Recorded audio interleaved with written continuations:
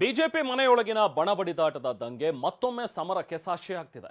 ಯತ್ನಾಳ್ ವಿಜೇಂದ್ರ ಬಣದ ಮಧ್ಯೆ ಲಿಂಗಾಯತ ವಾರ್ ನಡೀತಾ ಇದೆ. ರೆಬಲ್ಸ್ ಲಿಂಗಾಯತ ದಾಳಕ್ಕೆ ಕೌಂಟರ್ ಆಗಿ ವಿಜೇಂದ್ರ ಪರವಾಗಿ ಯಡಿಯೂರಪ್ಪ ಆಪ್ತರೇ ಇದೀಗ ಅಖಾಡಕ್ಕೆ ಧುಮುಕಿದ್ದಾರೆ. ನಮ್ಮ ವೀರಶೈವ ಲಿಂಗಾಯತರಲ್ಲಿ ಅಗ್ರಮಾನ್ಯ ನಾಯಕರು ಸನ್ಮಾನ್ಯ ಯಡಿಯೂರಪ್ಪ ಒಬ್ಬರೇ. ಇಲ್ಲಿ ಯಡಿಯೂರಪ್ಪನ್ ಬಿಟ್ರೆ ಮತ್ತೊಬ್ಬ ಯಾವ ಪರ್ಯಾಯ ನಾಯಕರು ಇಲ್ಲ.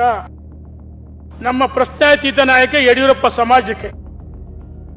ಯಡಿಯೂರಪ್ಪ ವಿಜೇಂದ್ರ ಅಷ್ಟೇ ನಮ್ಮ ಸಮಾಜ ಲೀಡರ್ಗಳು.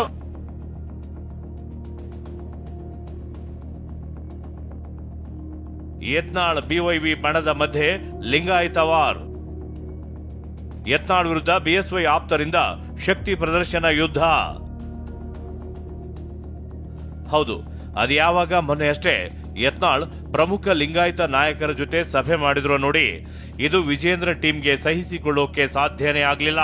ಇದೀಗ ಯತ್ನಾಳ್ ಗ್ಯಾಂಗ್ಗೆ ಟಕ್ಕರ್ ಕೊಡೋಕೆ ಯಡಿಯೂರಪ್ಪ ಮುಂದಾಗಿದ್ದಾರೆ. ಸಾಲು ಸಾಲು ಸಭೆ ನಡೆಸೋ ಮೂಲಕ ಯಡಿಯೂರಪ್ಪರ ಲಿಂಗಾಯತ ಶಕ್ತಿ ಏನು ತೋರಿಸ್ತೀವಿ ಅಂತ ಮಾಜಿ ಸಚಿವ ಎಂಪಿ ರೇಣುಕಾಚಾರ್ಯ ಕಹಳೆ ಮೊಳಗಿಸಿದ್ದಾರೆ. ನಮ್ಮ ವೀರಶೈವ ಲಿಂಗಾಯತರಲ್ಲಿ ಅಗ್ರಮಾನ್ಯ ನಾಯಕರು ಸನ್ಮಾನ್ಯ ಯಡಿಯೂರಪ್ಪ ಒಬ್ಬರೇ. ಇಲ್ಲಿ ಯಡಿಯೂರಪ್ಪನ್ ಬಿಟ್ರೆ ಮತ್ತೊಬ್ಬ ಯಾವ ಪರ್ಯಾಯ ನಾಯಕರು ಇಲ್ಲ. ಯಡಿಯೂರಪ್ಪನ ನೋಡಿ ಜನ ಭಾರತೀಯ ಜನತಾ ಪಾರ್ಟಿಗೆ ಮತವನ್ನು ಕೊಟ್ಟದ್ದು. ದುಷ್ಟಶಕ್ತಿಯಿಂದ ಸಮಾಜ ಒಡೆಯೋ ಕೆಲಸ ಆಗ್ತಿದೆ ಅಂತ ಯತ್ನಾಳ್ ಬಣದ ವಿರುದ್ಧ ರೇಣುಕಾಚಾರ್ಯ ರೋಷಾವೇಶಗೊಂಡ್ರು.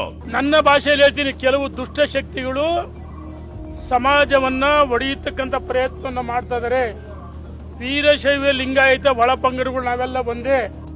ಹಾಗಾದ್ರೆ ಯತ್ನಾಳ್ ಗ್ಯಾಂಗ್ ವಿರುದ್ಧ ತೊಡೆ ತಟ್ಟಿರುವ ವಿಜೇಂದ್ರ ಬಣ ತಮ್ಮ ವೀರಶೈವ ಲಿಂಗಾಯತ ಶಕ್ತಿ ಏನು ಅಂತ ತೋರಿಸೋಕೆ ಹೊರಟಿದ್ದಾರೆ. ಅದಕ್ಕೆ ಸಾಲು ಸಾಲು ಸಭೆಗಳನ್ನೇ ನಿಗದಿ ಮಾಡಿದ್ದಾರೆ.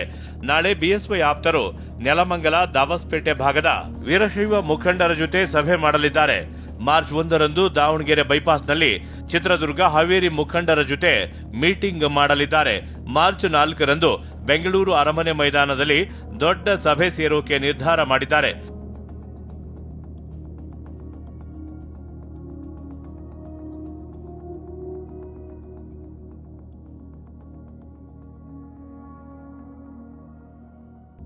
ಅದೇನೇ ಹೇಳಿ, ಬಿಜೆಪಿ ಬಣ ಫೈಟ್ ಇದೀಗ ಲಿಂಗಾಯತರ ಶಕ್ತಿ ಏನು ಅನ್ನೋ ಜಿದ್ದಿಗೆ ಬಿದ್ದಿರೋದು.